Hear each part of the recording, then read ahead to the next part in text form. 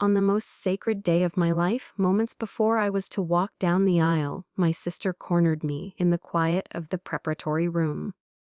In front of my parents, she sneered, wearing that uniform, Savannah? Trying to prove you're not woman enough for a dress? She didn't know my true family was waiting outside, all 500 of them. My name is General Savannah Bryant. On my wedding day I stood before a mirror, not in silk or lace, but in the deep midnight wool of my Marine Corps dress blues. The polished brass buttons felt cool against my fingers, and the 4 silver stars on my shoulders held a familiar, reassuring weight. This wasn't just a uniform. It was a sworn oath woven from fabric and metal, a roadmap of my soul. Each star was a decade of my life, a promise kept, a battle won, and sometimes, a life I couldn't save. Beyond the heavy oak doors, 500 guests were waiting, and at the end of the aisle Dr. Julian Carter was waiting. My Julian, my anchor, the brilliant civilian analyst who saw past the 4 stars to the woman beneath. He understood the language of my world, a language of sacrifice and duty.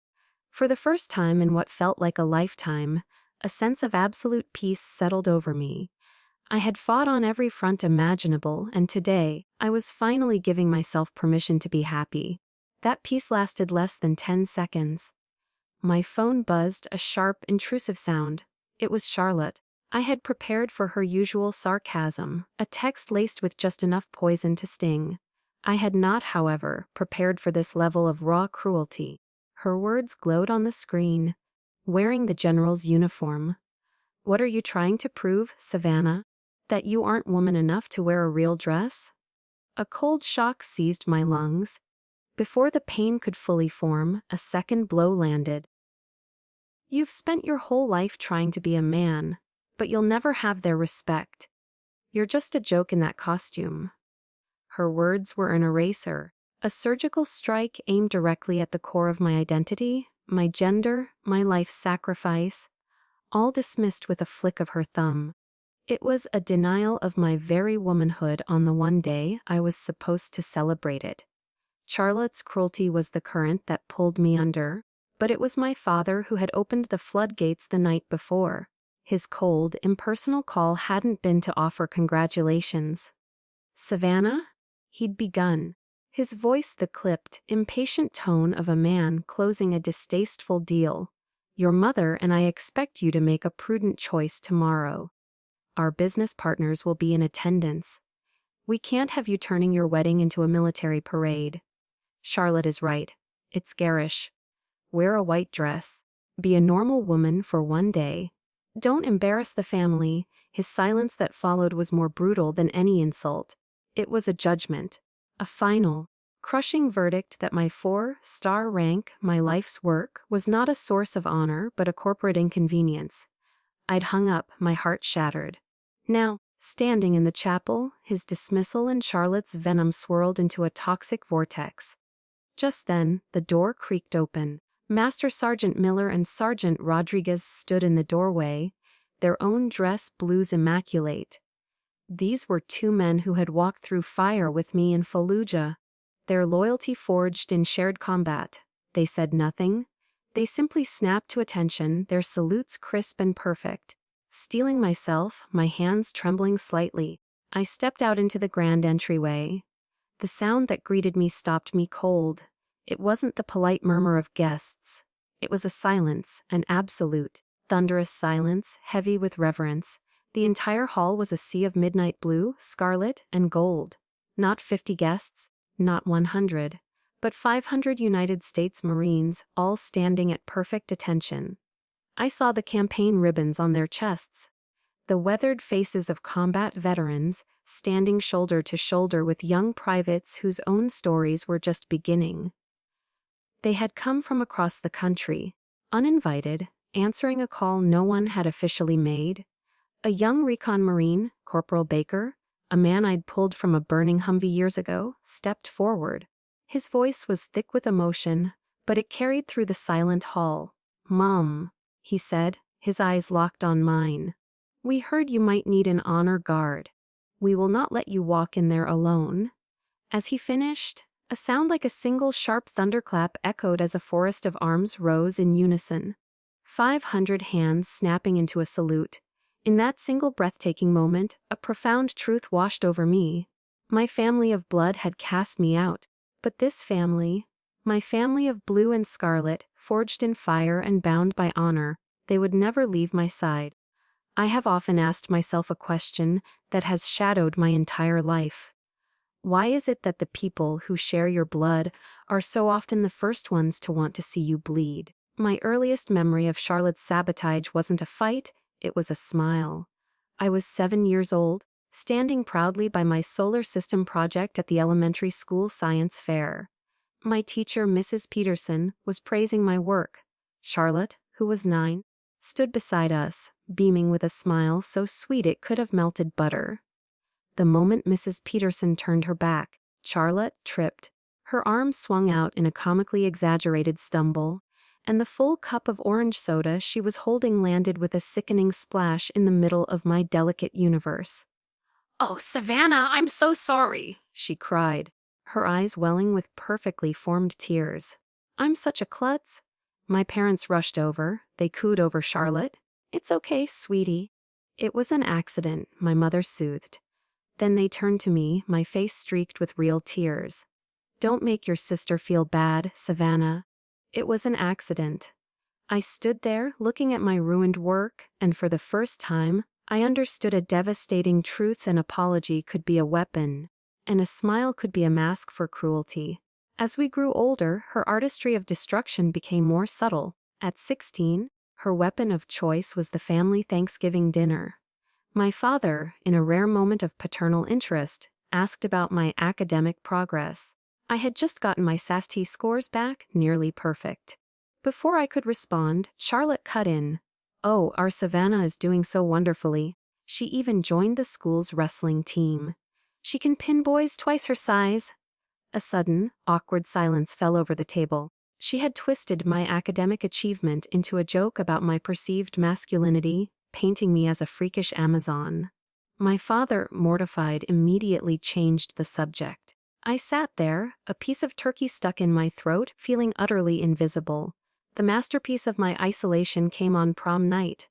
Charlotte, of course, was prom queen. I, having no interest in the event, was perfectly content to spend the evening at home.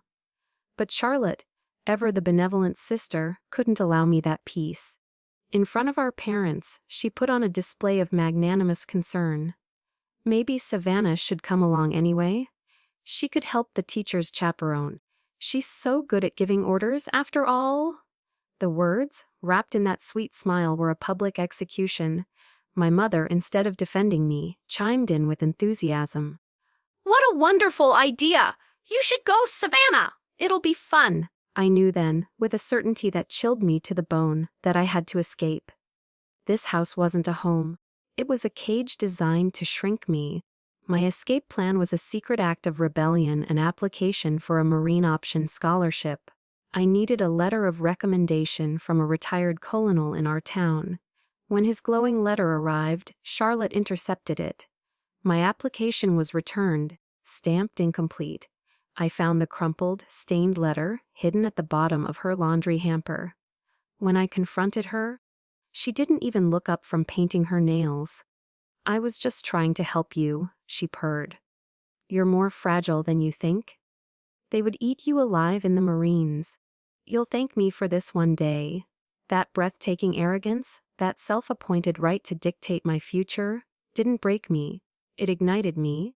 The years of quiet humiliation, of swallowed anger, finally coalesced into a single, burning point of resolve. I smoothed out the wrinkled letter and submitted my application again. I swore to myself with every fiber of my being that this time I would not fail. If I couldn't earn respect in that house, maybe, just maybe, I could command it somewhere else. The oath of commissioning as a second lieutenant was a brief, triumphant moment, a formal severing of the life I'd left behind. But the reality of that new life at Camp Lejeune, North Carolina, was a sharp slap in the face. As one of a handful of female officers, I wasn't just a rarity, I was an anomaly. I'd catch the whispers, "Must be a diversity quota higher." During operational briefings, my tactical suggestions were often met with a polite, vacant stillness. My very presence was a disruption to their established order. They gave me a nickname I never heard to my face, but felt in their sideways glances and the sudden silence when I entered a room. The Ice Princess? It was because I maintained a professional silence instead of forced camaraderie. I ate alone, I studied alone, I ran alone. My family's parting shots had inadvertently given me a gift, a total indifference to being liked. I wasn't there to make friends. I was there to command their respect. So I resolved to outthink, outwork, and outlast every single one of them. My true test came during a grueling 3-day land navigation course. My nemesis was a fellow lieutenant named Harrison, a smug officer who seemed to take my existence as a personal insult. On the first morning, he accidentally swapped my map with a faulty one and handed me a compass he'd tampered with. His plan was transparent. He wanted to see me fail spectacularly. I didn't realize I'd been sabotaged until dusk on the first day. A cold knot of fear tightened in my stomach. I was alone in the dark with no map and no compass. But I wasn't helpless. Charlotte had tried to sabotage my future by hiding a letter. Harrison was trying to sabotage my career by hiding the path. The pattern was the same. The rage gave me clarity. I had the stars, I had the prevailing wind. I had a memory for detail that bordered on photographic. I found the North Star, I oriented myself, and I began to walk, pushing through tangled undergrowth and wading through knee-deep murky water. On the morning of the third day, as Harrison and his cronies were solemnly reporting me as officially lost, I emerged from the tree line. My uniform was shredded, my face smeared with mud, but my back was ramrod straight. I walked directly to the instructor's table and slapped my grid sheet down, the locations of all my waypoints marked with perfect precision. Gunnery Sergeant Bull Johnson, a grizzled old-school Marine who had only ever referred to me as Little Lady, pushed himself to his feet. He looked me up and down. Then his gaze shifted to Harrison, and his eyes narrowed with pure, undiluted contempt. He turned back to me, picked up a steaming metal mug of coffee from his own desk, and held it out to me. "Good work, Lieutenant." He didn't call me Little Lady. He used my rank. It was just 2 words, but for me, it was the first medal I'd ever truly earned. The respect I earned in the pine forests was just a prelude. The battlefield has a way of stripping away all pretense, of testing respect not with words, but with blood. My test came in Anbar Province, Iraq. By then I was a captain working as a staff officer. My job was planning logistics, staring at maps in an air-conditioned container while others went outside the wire.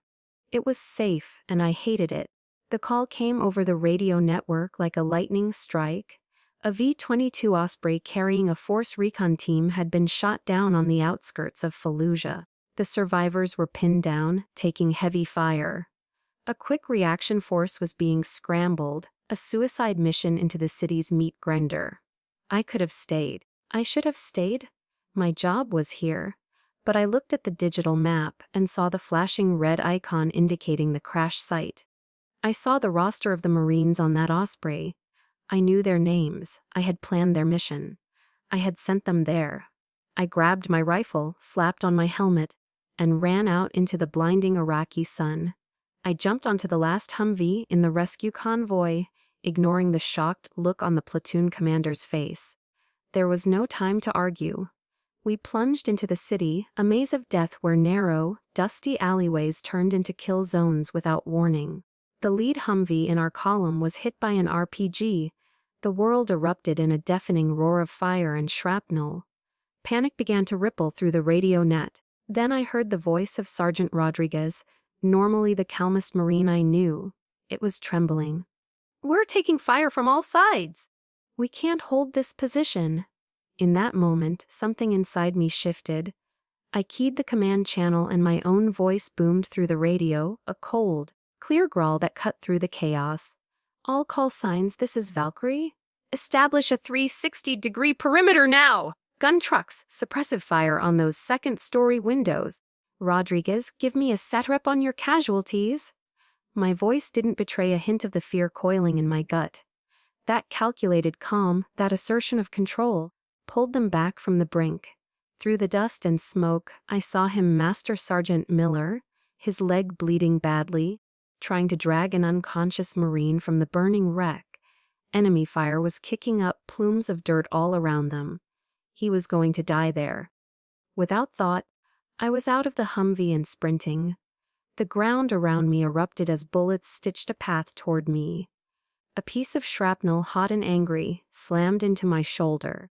The force of it nearly knocked me off my feet, and a searing pain shot down my arm.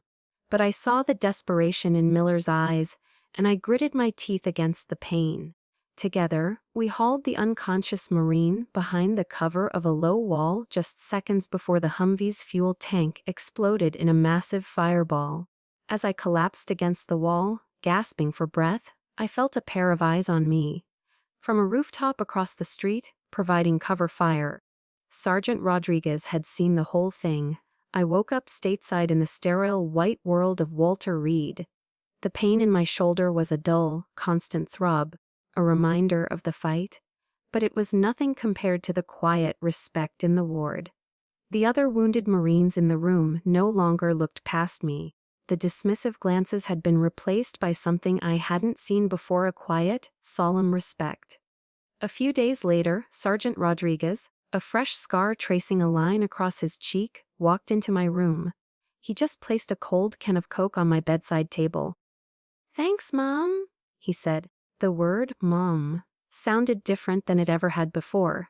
It wasn't a formal address. It was an acknowledgement. Soon I started hearing it. A new name spoken in hushed but appreciative tones by the nurses and other Marines who came to visit. It wasn't Ice Princess. They called me Ironclad. It was a name born of fire and smoke and a split-second decision in a dusty street in Fallujah. It was a name I had truly earned. The weeks at Walter Reed were a strange paradox of pain and peace. I felt a sense of belonging I had never known in my own home. I was naive. I let myself believe that perhaps the hardest war, the one against my own family, had been left behind in the dusty alleys of Fallujah. That fragile peace was shattered on a Tuesday afternoon. A nurse switched on the television to a major news network, and there she was. My sister Charlotte was on screen, interviewed in prime time. She sat poised and elegant, her face a mask of thoughtful concern as she spoke about the burdens of war and the hidden strength of women in conflict. Then a massive full-screen graphic appeared behind her. It was a photo of me taken in the immediate aftermath of the firefight. But the image had been artfully cropped. My captain's bars were gone. The wreckage and chaos were blurred into obscurity. All that remained was my face, streaked with grime, and the raw, determined look in my eyes. Charlotte gestured to the image. "My sister," she said, her voice filled with a beautifully modulated solemnity. "She is an inspiration to us all." The common room fell silent. Every Marine, every nurse, every visitor turned from the television to look at me, sitting in my wheelchair. The feeling that washed over me wasn't pride. It was a sickening, profound sense of violation. My moment of sacrifice and survival, stripped of its context and hung up for display like a hunting trophy. I had been turned into a prop for her performance. A few days later she called. Her voice on the phone was as sweet as honeyed poison. "Savannah, darling, did you see the show? The entire country is talking about you. I've already spoken to a producer. We're going to do a documentary series about you, about women who break barriers. I'll be the executive producer, of course. This is your chance, Savannah!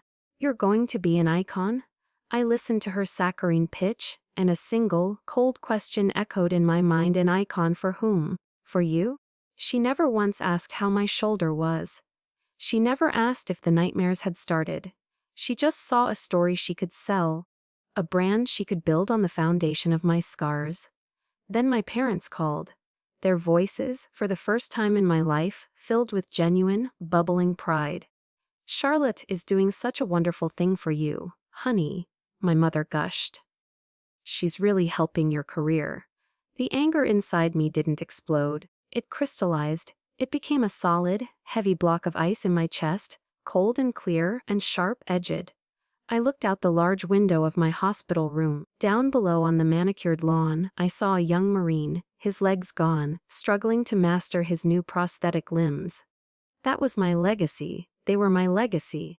Not some glossy, sanitized television show produced by my sister. I picked up the phone and called her back. "There she is, my little star," Charlotte answered, her voice bright and cheerful. I took a deep, steadying breath. "Charlotte," I said, my voice low and devoid of all emotion. "Listen to me very carefully. My story, my scars, and the lives of the men I serve with are not commodities for you to market." I paused, letting the silence stretch. "Do not ever use my image again." I hung up before she could utter a single word of protest. Then, with methodical precision, I opened my contacts list. I found her name and blocked the number. I found my father's name and did the same, then my mother's. The silence that followed was absolute. In that profound quiet, surrounded by the quiet dignity of real sacrifice, I made a decision. My legacy would not be written by her. I would build my own. When I walked out of the sterile white halls of Walter Reed, I didn't return to my career as a celebrated war hero. I returned with a new, unwritten mission, one forged in the fire of my family's betrayal. The words of my fiancé, Julian, had become my new compass, a quiet directive that cut through the noise of my anger. "Don't just react to her, Savannah," he'd said, his voice calm and steady. "Build something she can never touch."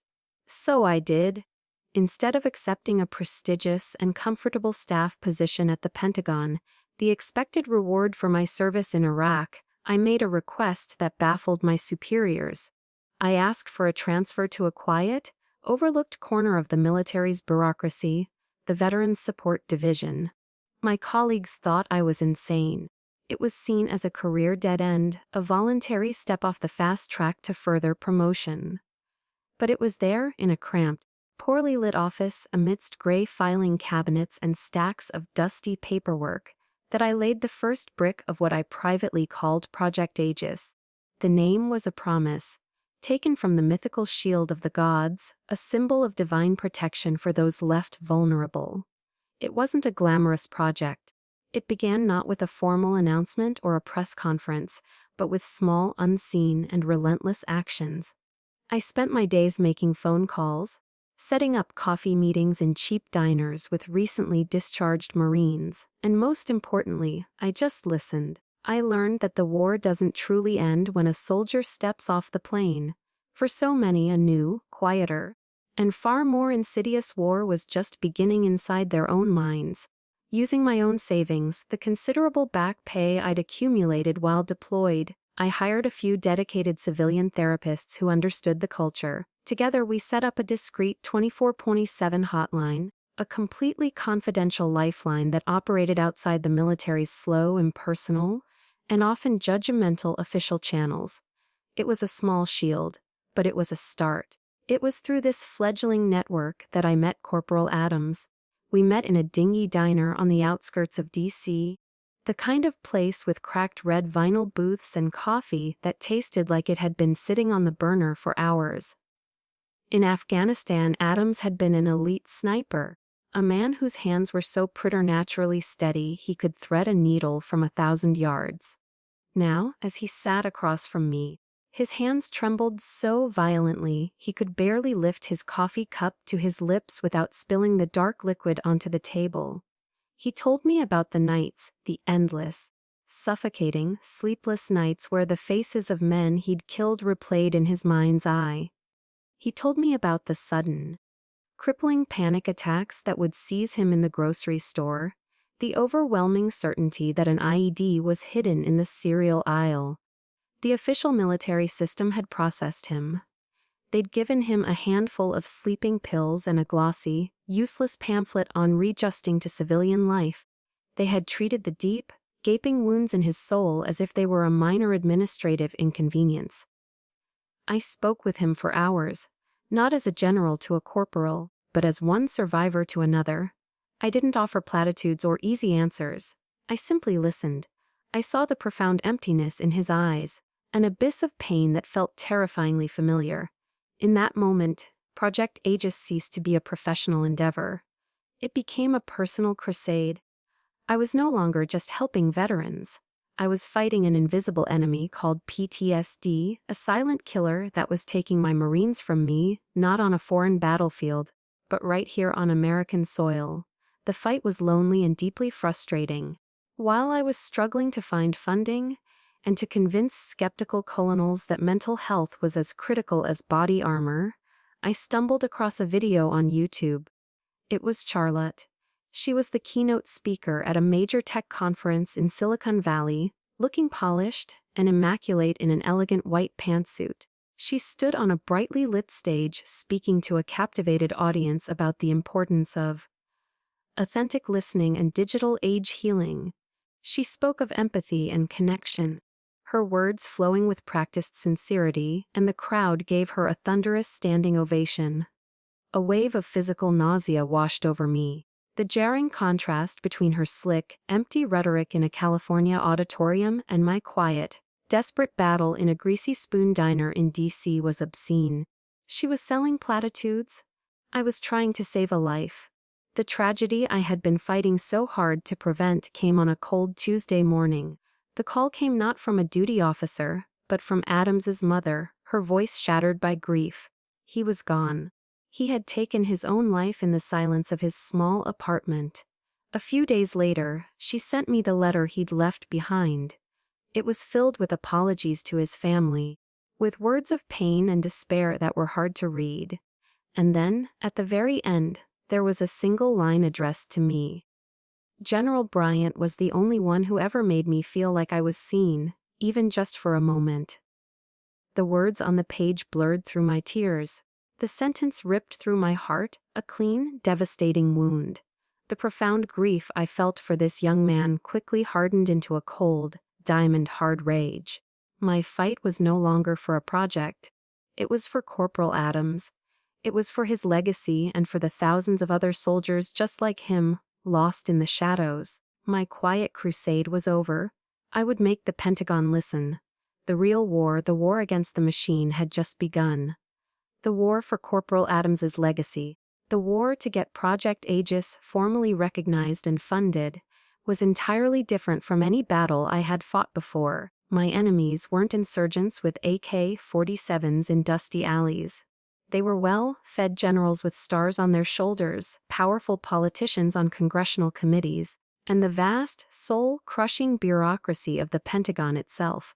I presented my meticulously crafted proposals in cold, sterile conference rooms, facing a wall of skeptical, dismissive faces. They would listen politely, their fingers steepled, and then dismantle my life's new purpose with bureaucratic jargon.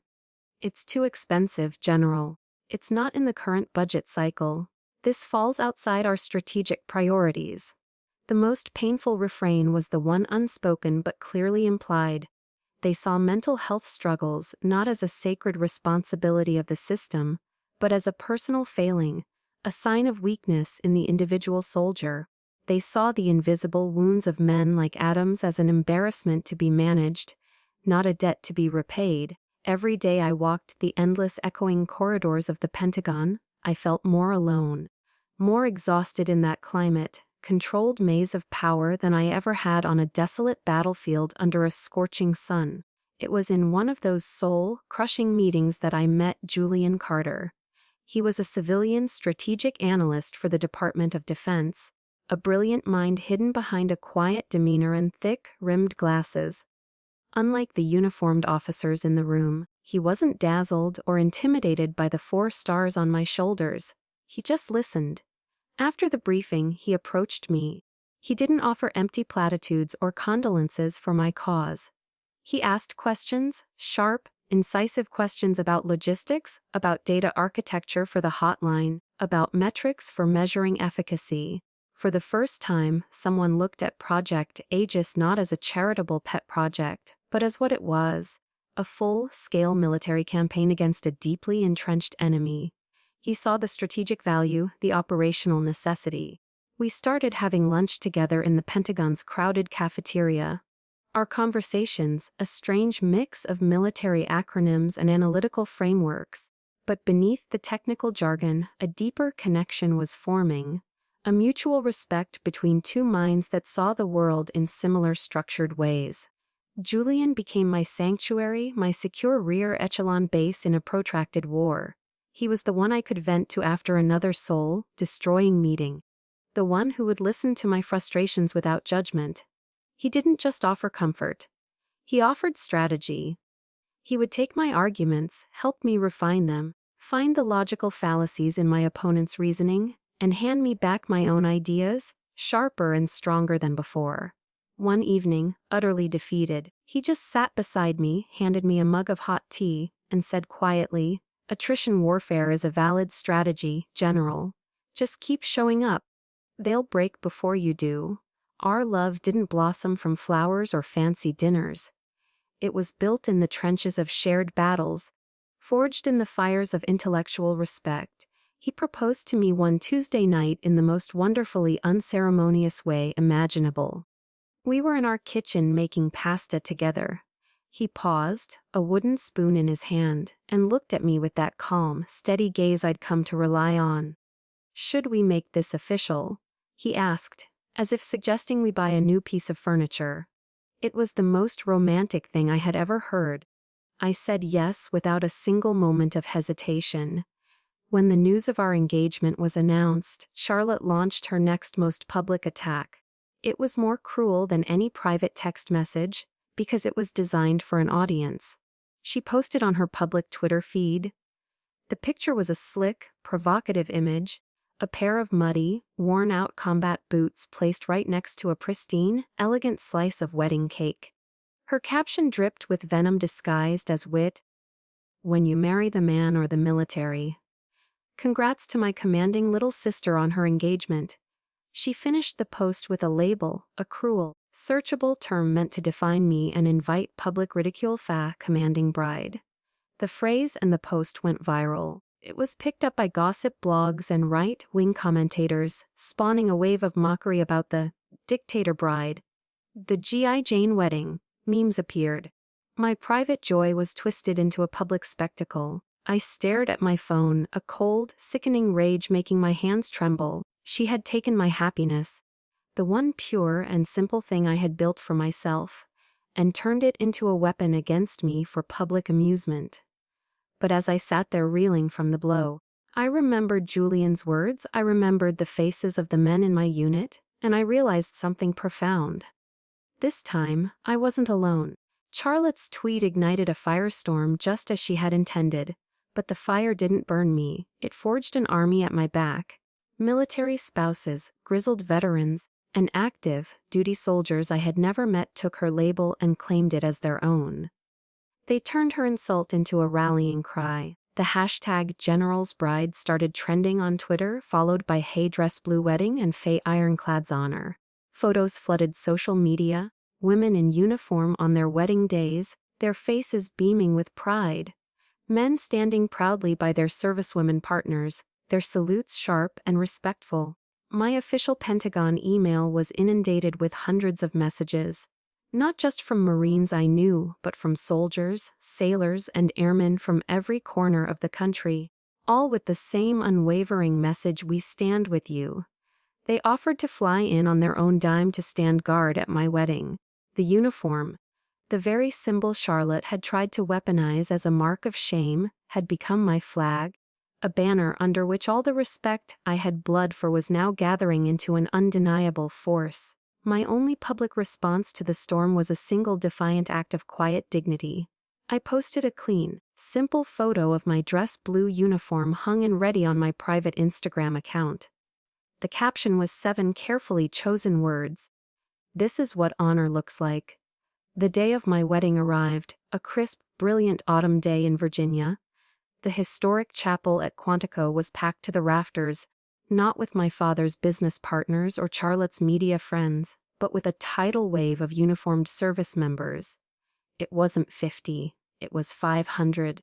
500 men and women in their immaculate dress uniforms, a breathtaking sea of midnight blue and scarlet and gold. From my hiding place in the preparatory room, I peered through a crack in the door. I saw my parents and Charlotte in the front pew, the space reserved for family. They looked small, fragile, and utterly out of place. 3 drab sparrows lost in a magnificent forest of eagles. They were islands of civilian clothing in a vast ocean of military honor. I could see the visible shock on Charlotte's face, her perfect media composure finally cracking. Her skin, usually glowing, was pale. Her eyes were wide with a disbelief that bordered on panic. She had intended for me to be the spectacle, the joke.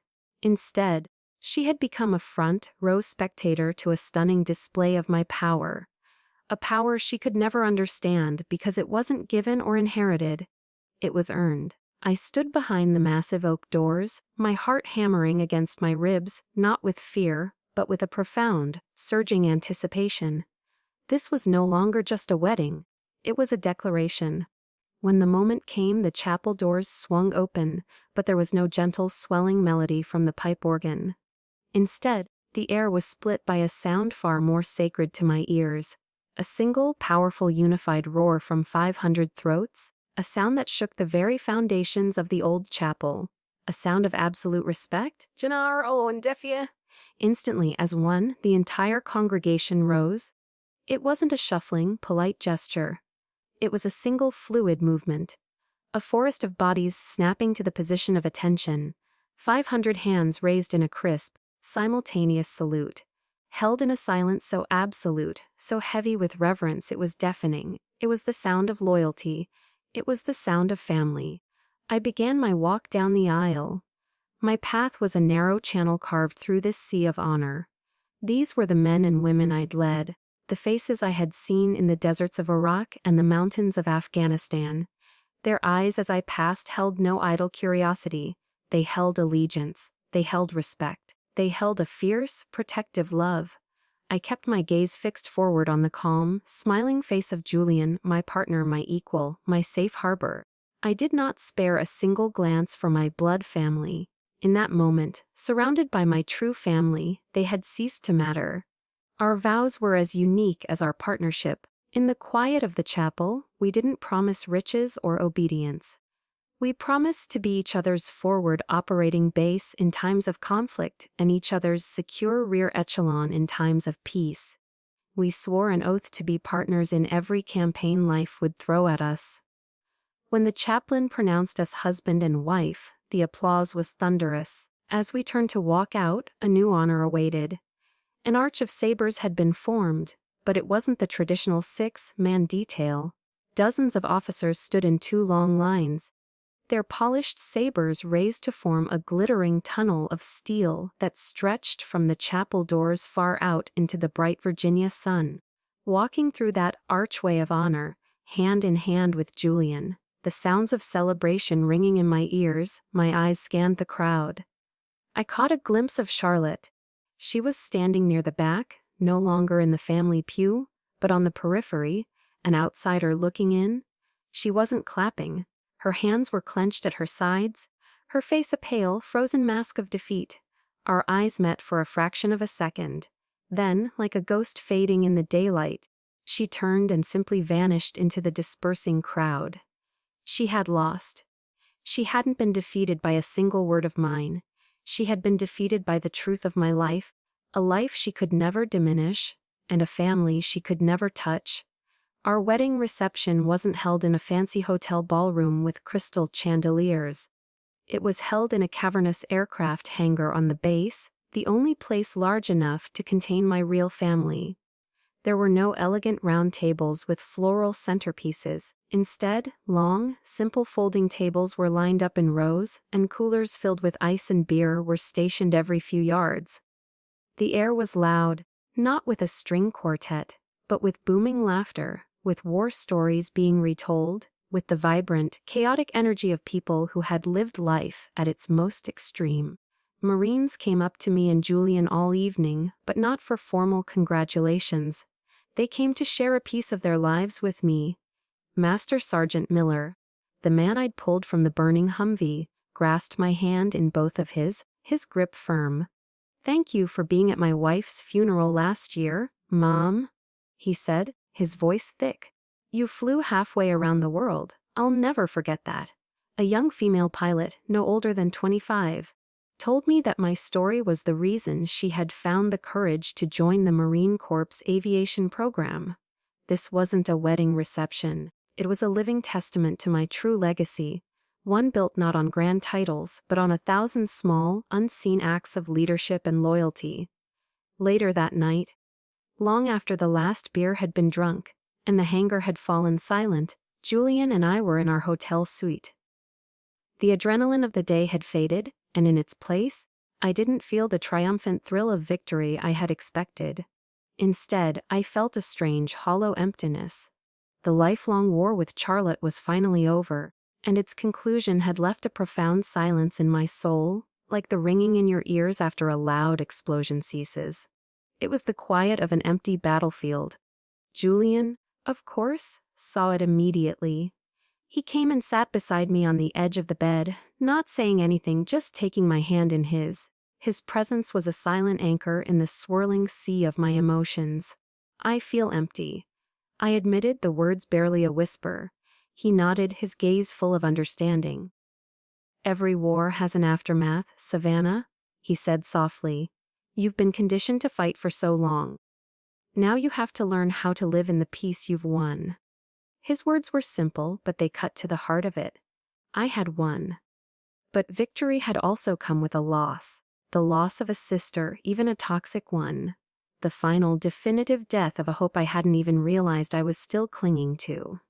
A quiet, aching sadness settled over me. Not for the woman Charlotte was, but for the little girl inside me who had once, a long time ago, desperately wanted a real sister to share her secrets with. My parents had slipped away right after the ceremony without so much as a goodbye. Their departure was less of a surprise and more of a quiet confirmation of what I already knew.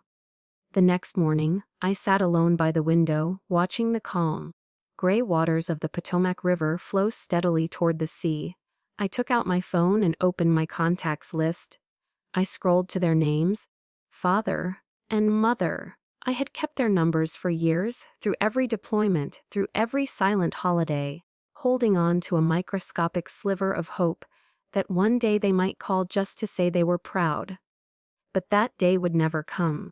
Their actions at my wedding were the final proof.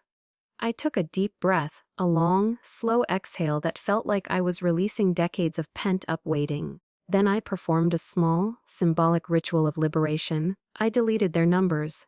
There was no anger, no hatred, just a quiet, serene acceptance. It was time to stop waiting for something that would never arrive. It was time to write the final chapters of my story, untethered from their approval. Just as I pressed delete on my mother's contact, an email notification pinged on my screen. My heart clenched. The subject line was a single jarring word: Charlotte. I braced myself for another attack, another volley of vitriol. My thumb hovered over the delete button, but a morbid curiosity made me open it. The email was not what I expected. There was no sarcasm, no manipulation. It was short, cold, and shockingly honest. It read, "Yesterday, Father told me I embarrassed him." For the first time in my life, I saw that he was wrong. They didn't stand up for the stars on your shoulders, Savannah. They stood up because you stood up for them. We don't salute blood. We salute truth. That was it. It wasn't an apology. It was a concession. It was a truce declared on the battlefield of our lifelong war. It wasn't an act of love, but it was, in its own strange way, an act of respect. For the first time, Charlotte had seen me, not through the distorted lens of her own jealousy, but for what I actually was. She had seen the truth, and that, in the quiet of my hotel room, with the river flowing endlessly outside, was the closure I never knew I needed. Years passed, the wars in Iraq and Afghanistan faded from the headlines, replaced by new conflicts and new challenges. I now stood in my office on the E-ring of the Pentagon, a place that had once been my personal battlefield of bureaucracy. From my window, I had a clear view of the Washington Monument, a stark white needle piercing the sky. The office was no longer a place of struggle. It was my command center. Project Aegis was no longer a fledgling side project funded by my savings.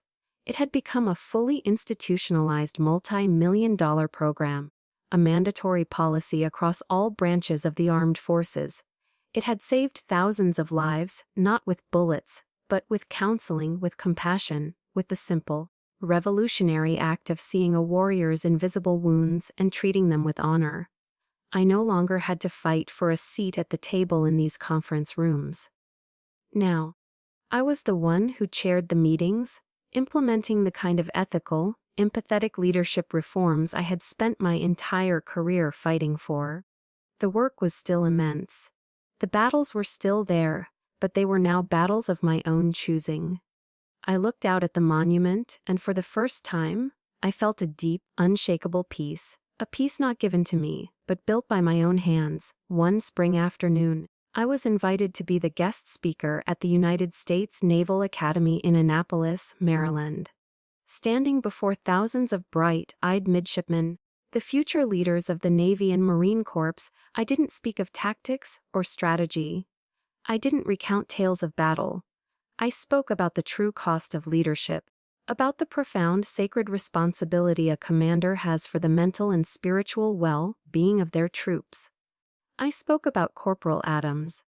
I told them that the bravest thing a leader can do is not to charge into fire, but to create a space where their people feel safe enough to admit they are hurting. When I finished, the entire hall rose to their feet in a wave of applause that felt like a validation of my life's work. As my eyes scanned the vast audience, they landed on a familiar face in the guest section. It was Charlotte. She was no longer the smug, perfectly polished media star. She looked older, her face softer. Stripped of its usual armor of irony, she too was standing, and she was clapping. Our eyes met across the crowded hall for a long moment. No words were exchanged. None were needed. It wasn't forgiveness. It was something more honest. It was respect. A respect that had been paid for with a lifetime of pain and persistence. After the speech, as I was shaking hands, a young, sharp-looking Marine captain approached me. She had a firm handshake and a pair of eyes that shone with unwavering determination. "General Bryant," she said, her voice clear and steady. "My name is Captain Maria Miller. My father is Master Sergeant Miller." My heart seemed to stop for a beat. I remembered Miller vividly, his desperate eyes in the smoke of Fallujah. "He told me the story of the day you saved his life more times than I can count," she continued, a small smile playing on her lips. "He said you were the definition of what a leader should be. When I was born, my mother gave me the middle name Savannah after you." She squared her shoulders, a gesture so familiar it made me ache. "You, Mom, are the reason I am standing here today." I looked at this brilliant, capable young officer, a woman ready to lead her own Marines, and I finally saw my legacy in its truest form. It wasn't the stars on my shoulders or the policies I had passed. It wasn't a name on a building or a footnote in a history book. It was standing right here in front of me, alive, breathing, and full of promise. The final circle closed a year later at a ceremony honoring my retirement after more than 3 decades of service. As the formal event wound down, a man I hadn't spoken to in years approached me through the crowd. He was older now, his back slightly stooped, the formidable presence I remembered softened by age. It was my father. "Savannah," he said, his voice thick and trembling slightly. I was wrong." He looked down at his hands, then back up at me, his eyes filled with a lifetime of unspoken regret. I was so blind, so focused on the superficial things, on appearances, that I couldn't see the diamond right in front of me. He took a shaky breath. "I am so proud of you." He reached out and pulled me into an awkward, unpracticed, but profoundly sincere hug. It was the hug I'd been waiting for since I was a little girl. In that moment, the last of the ice in my own heart finally melted. The cycle of hurt was over. That night, sitting quietly beside Julian, I found myself thinking back to Charlotte's email from all those years ago. I remembered the final, stark line, "We don't salute blood, we salute truth." I smiled a real, peaceful smile. She had been right. My life had been a long, brutal, and beautiful campaign to prove that very point. And I realized then that the sweetest revenge, the most profound victory, wasn't about winning at all. It was about truth. It was about forgiveness.